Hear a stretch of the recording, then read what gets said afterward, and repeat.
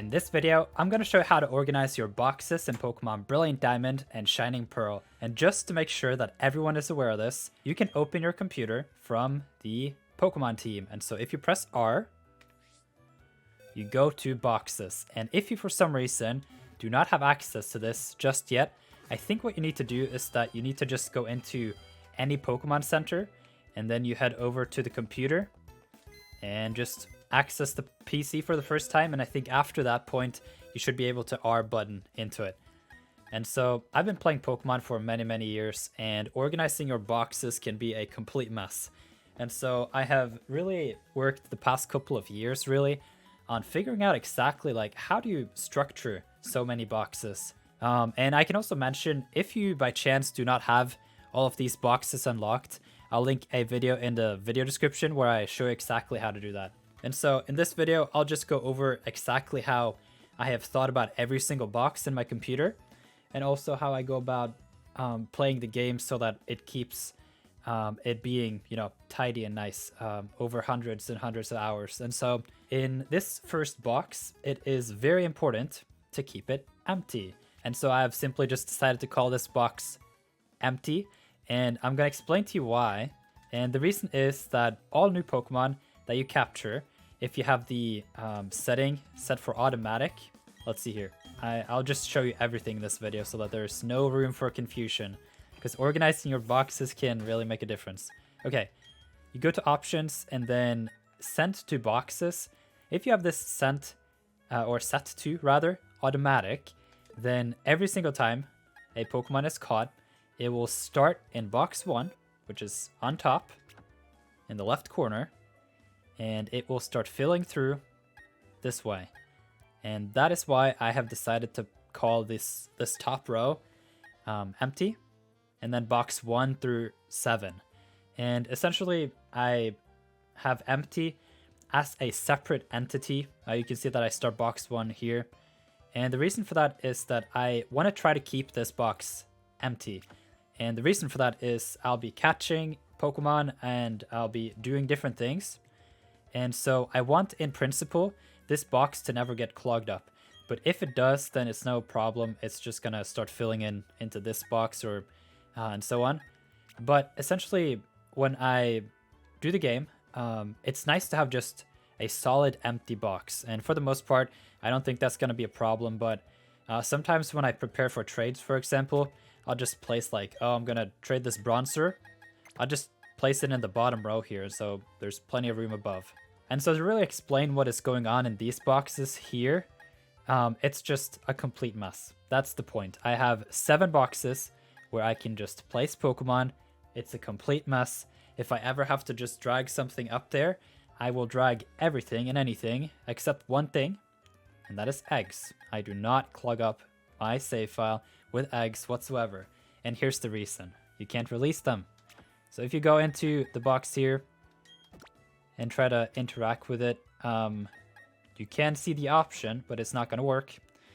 And so that's kind of a bummer if you clog up your system with eggs. So in order to avoid the save file being completely unusable by just having way too many eggs, more so than you can ever imagine being able to hatch, I have a separate box for eggs. And if this is clogged up, that is a warning signal. It's not an ultimatum. And so once this is full, then I'll start clogging up field, and field. And if all of these boxes are full with eggs, then I need to have a breeding live stream where I hatch everything. And so essentially we've now gone from a complete mess and empty to eggs and field. Now, what exactly is the field boxes for? These boxes are for breeding projects, and so I keep 1 box per breeding project, and I can have up to 3 breeding projects in parallel. Sometimes I do not carry this system out completely, and so I may end up spending 2 or even 3 boxes doing a breeding project, depending on how it is, particularly with clogging it up with eggs. But for the most part, this is a good system that I've found, and it's just nice like that. And also, I can mention, like, if you want to change the wallpapers, you just go down here to wallpaper, and you can all have all kinds of wallpapers. And so obviously you don't need to, customize it the exact same way that I do with, the field name and the green and everything. But there are a lot of concepts in this structure that can be very helpful. And so I hope that in that sense, this video can be a great one to watch. Now, next up is Pokemon Ancestry. And this is going to be really interesting. I'm going to link a separate video, the topic of breeding, where I have put together a complete map. Actually, I can probably just jump to it here. Yeah, I made a separate video on this Ancestry map, which is a way for you to breed Pokemon with perfect IVs without a Ditto. It is a little... It's not actually complicated. It just takes a lot of effort when you initially want to cover egg groups, but after that it's pretty nice.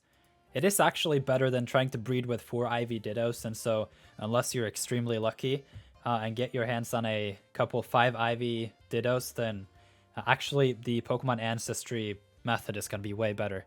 And so this box is just specifically for getting the Ancestry, and you can see that I'm trying to lay out the same pattern as in this chart here, which is nice, which is why I made sure that there are no more than 6 Pokemon in the length, because then you can place Bidoof on top, as he or she, actually he in this case, as he deserves to be, and then yeah, that's the point here.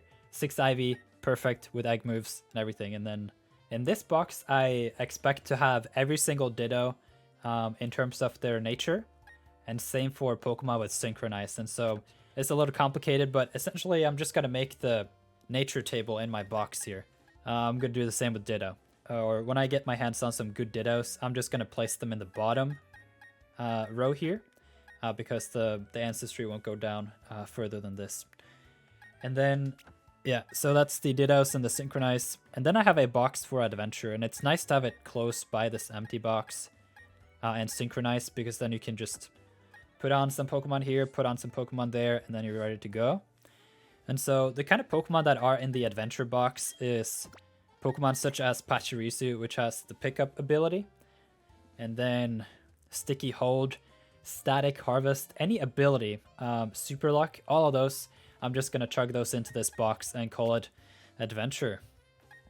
Next up is my collection row, and this is the most important part of my computer system, where I put breeding pairs. And so I'm going to put the females on the right side and the males on the left side. And the reason for that is that if I have Pokemon that can only be bred using Ditto, then I'll know that all of them are on the left side. And also, if there are female only Pokemon that also needs to be bred with a Ditto, I also put those on the left side. So I have it organized there. And then I'll make sure to have the female with the hidden ability if possible. And then I also know that if I have a Pokemon in the middle there, that it is likely to have the hidden ability, as I will be working to complete 1 breeding pair at a time. And then I have a lot of space. And so you can see that I'll be able to have 15 breeding pairs per box, because it's 1 female or 1 male. And in the case where it's a female only or male only, or a genderless Pokemon, it's actually going to be an empty slot on the right side. You'll have to get back to one of my live streams at some point in the future, but because this is just at the beginning of the game, and I'll be really working on this save file. And so, but I expect that there will be a lot of Pokemon to put in my collection. And then the last collection box, which is the same wallpaper, is called Safari Zone. And I'll put exclusively all the breeding pairs that can be obtained in Safari Balls in this. And so you can see that I've kind of laid out the structure here in a way. You can see that I have the females on the left side, no, on the right side, and I got the males on the left side. I hope I didn't screw up the left and right. It's kind of confusing because I'm trying to also make sure that when I do my hands in the camera that it's correct, but I'm sure I messed up a little bit. And then, yeah, let's say Carnivine was a genderless Pokemon such as Bronzor. Then I would just put it on the right side like that and just keep this open. And so if I was to start a new column here, then that would be the way to go.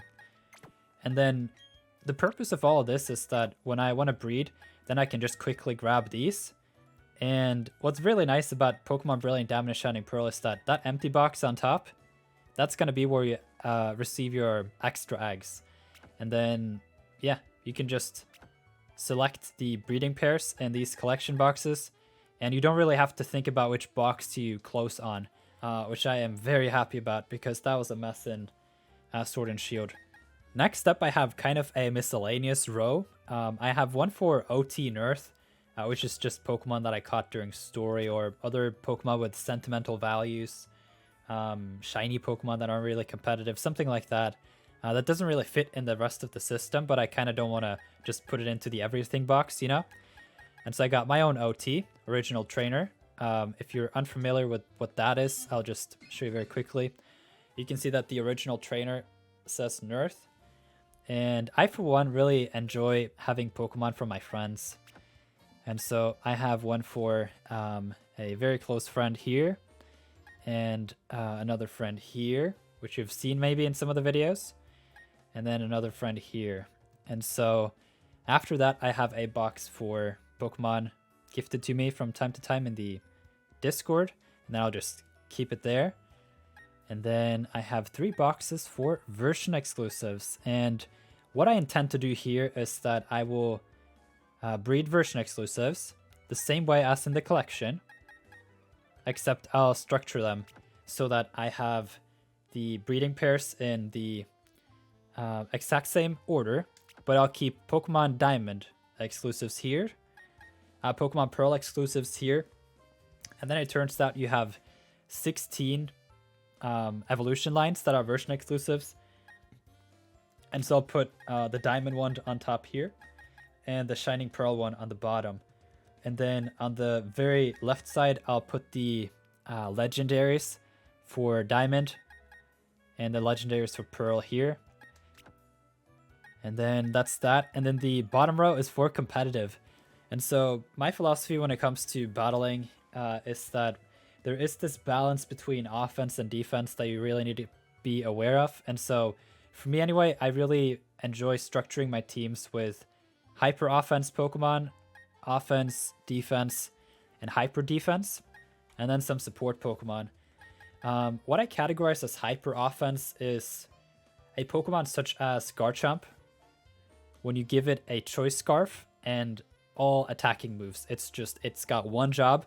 You send it out on the field, it needs to outspeed and just knock out Pokemon. Pokemon that are offense, but not exactly hyper offense, take maybe a little bit more time, like a Dragon Dance Pokemon, or maybe one that has a little bit more defense, so it's not just out and go like hyper offense. And then I have a box for defense, and the difference between these two is that it is more so a defensive Pokemon than offense. And so you may not find a Pokemon in this box that has Dragon Dance, for example, but maybe Stockpile instead. And hyper defense is just like Pokemon that can take an insane amount of power from your opponent, and not necessarily in need of setting up beforehand. So a Tyranitar, for example, with Sandstream is nice, and just Pokemon that have huge base stats in particular stats, and then if you can add up with, you know, helpful items like citrus or leftovers and things like that.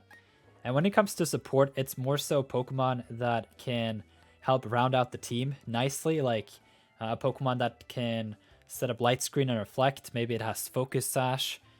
Maybe it has the Heat Rock and Sunny Day or the Drought ability.